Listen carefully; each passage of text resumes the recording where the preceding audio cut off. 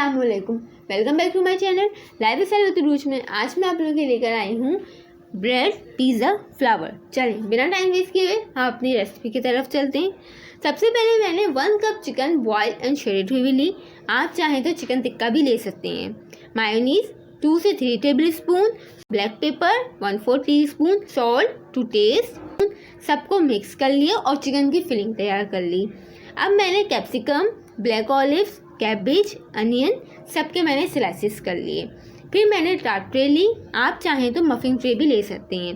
सबसे पहले मैंने ब्रेड को रोलिंग पिन से बेला। फिर मैंने टार्ट ट्रे में ऑयलिंग की और ब्रेड को सेट कर लिया। फिर मैंने इसके कॉर्नर्स को कट नहीं किया क्योंकि इससे फ्लावर का शेप सेट नहीं होगा।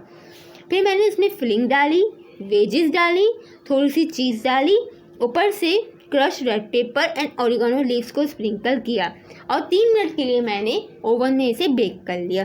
इसी तरह से मेरी पिज़्ज़ा ब्रेड फ्लावर तैयार है। ईद की हाई टी के लिए अच्छी डिश है।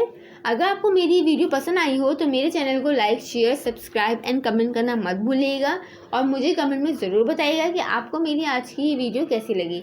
अपना बहुत सा ख्याल रखिएगा, दुआ में याद रखिएगा। अल्लाह हाफिज़।